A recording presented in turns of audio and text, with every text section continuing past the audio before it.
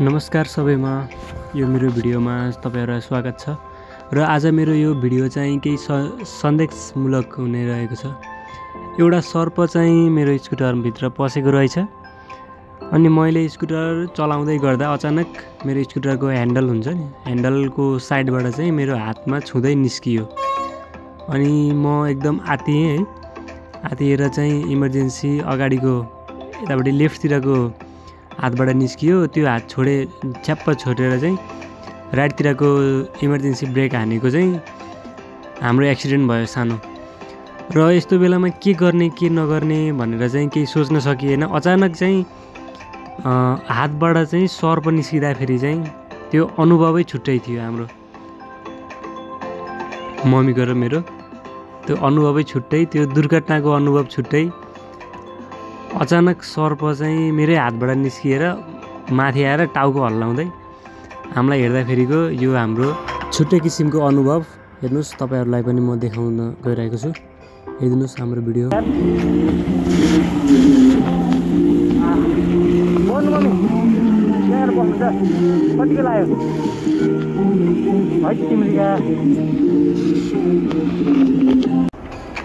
र हाम्रो एक्सिडेन्ट भइसकेपछि पनि त्यो बाहिर निस्किएको सर्प फेरि भित्रै गएर लुकेको छ र बाहिरबाट जति ट्याङट्याङ र टुङटुङ गरेर यताउति गर्दा पनि ननिस्किएपछि बाइक स्कुटर बनाउने मेकानिकलाई बोलाएर उनीहरूले चाहिँ यो स्कुटरको अगाडिको भाइजर खोल्दैछन् अनि जान्थ्यो नि हैन।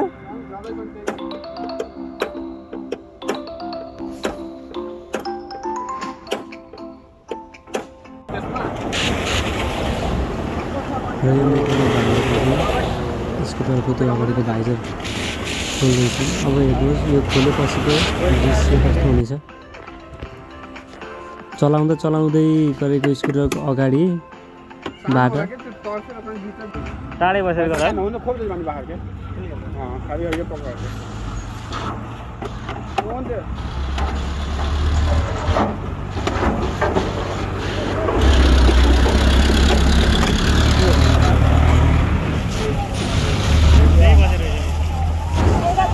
त्यही आनन्दले बस्यो ससुराले आजसरी।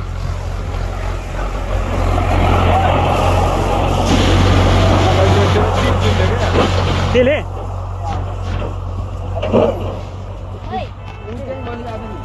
हेर न कति आरामले बस्यो।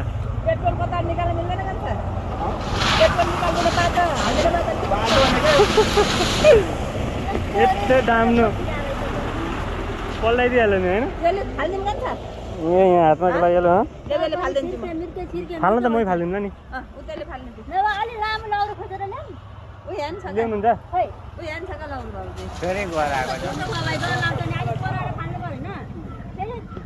लौ त भाइ मेरोबाट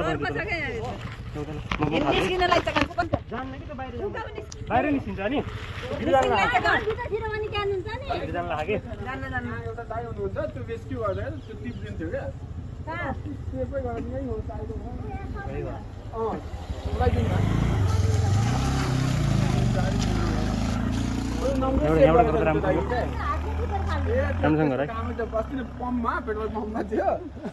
कसरी निस्केको देखेको यहाँबाट निस्क्यो कि मैले चलाउँदै थिएँ अनि लोटियो। यहाँ लोटियो, यहाँ मलाई यहाँ काटेछ अनि मम्मीलाई काट्यो। मेरो क्यारे निकाल्नु त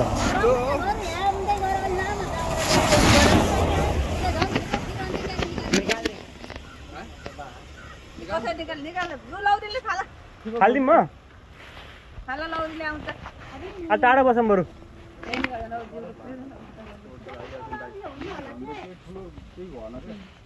जो पनि म नि तपाईँ नै उठ्दाखेरि सातो उठ्छ के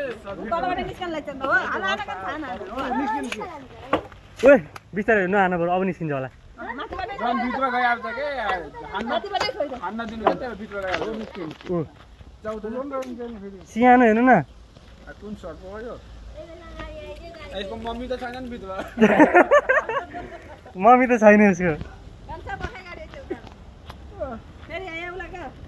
फेरि यहाँ होला फेरि किन मार्नु पर्यो त्यसलाई।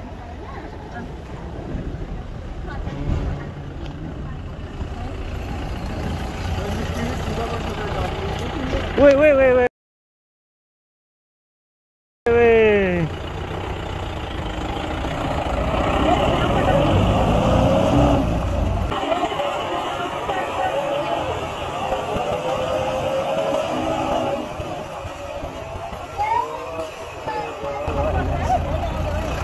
अब त हान्यो त्यसलाई कसो भन्छ धन्न अहिले मलाई डसेन भन्नु न मम्मी माथि आएको म त सपना जस्तो माने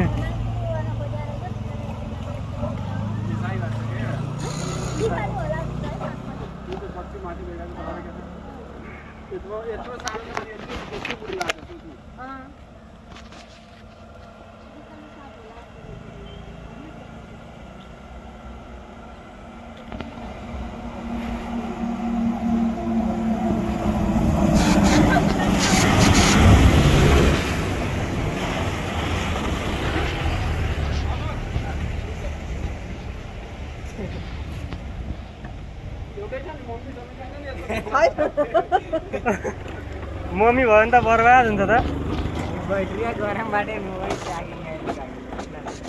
मम्मी ल्याउन सक्नुहुन्छ एक्लै माइजू त्यो ल्याइदिनु न उ त्यो मम्मी सक्नुहुन्न कि फेरि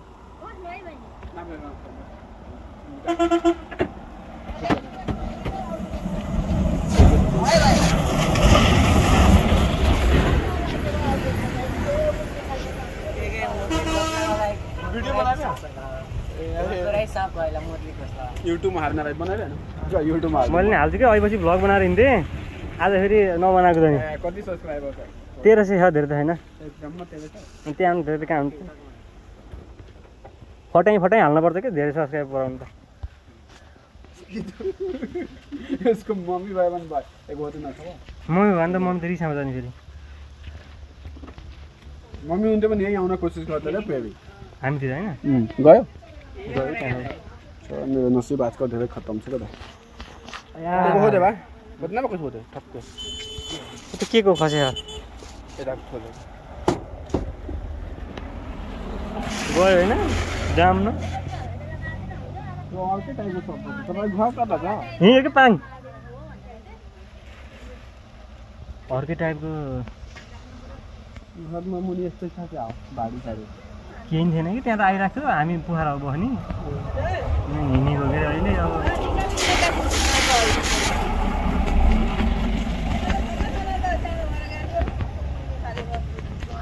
मलाई धन्न नडसेको होइन त्यो पनि डर आयो क्या त्यसलाई पेट्रोल हालिदिनु पर्छ क्या सर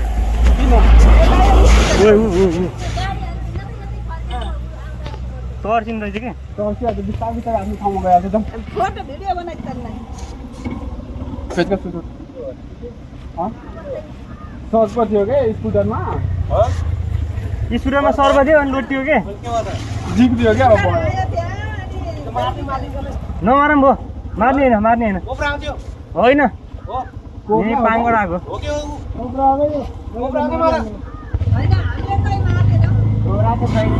कोब्रा होइन कहाँ मार्ने भन्ने मान्छे हो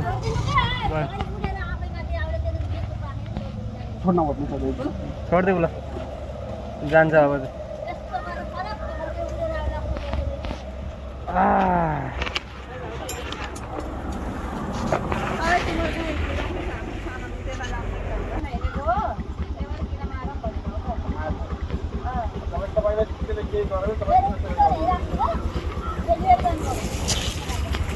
कोब्रा भन्छ फेरि त बुढोले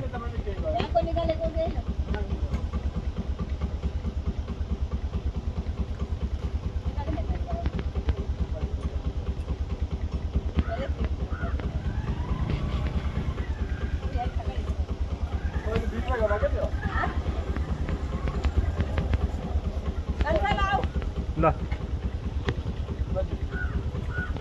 ल पाउनु एकछिन मेरो हात सन्चाउनु पर्यो नि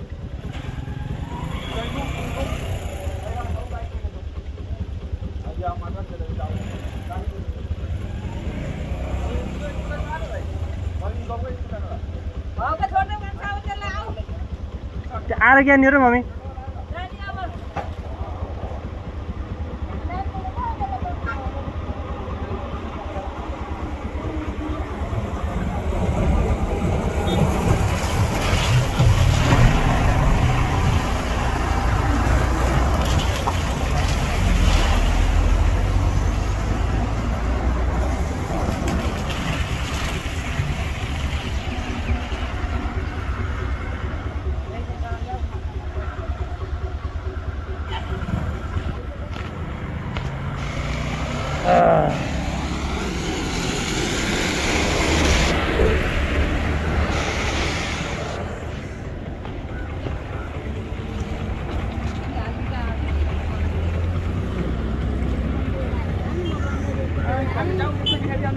अरू केही गर्नु यो उकेर त केही हुन्न यो उकेर त केही हुन्न त्यो त केही होइन हो यो आना फेरि आउनु या त आउनुहुन्छ भने फेरि दिन्छ पोखरमा त पोखर हो मैले देखेको छु कि अस्ति यो हाम्रो घर त्यही पाङ हो के स्कुटर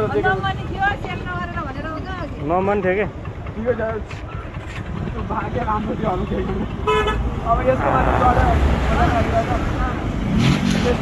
गयो डाम्रो र त्यो सर्पलाई निकाल्नमा सहयोग गर्ने हाम्रो सहस्त्रधारा पर्वत बाङको सहस्त्रधाराको मेकानिक भाइहरूलाई धन्यवाद र हाम्रो माइजूलाई पनि धन्यवाद र सर्पको टोकाइबाट बचियो धन्न अलिअलि चोटपटक त लाग्यो तर चाहिँ सर्पको टोकाइबाट बचियो हस् धन्यवाद हाम्रो यो भिडियो हेरिदिएकोमा सबैमा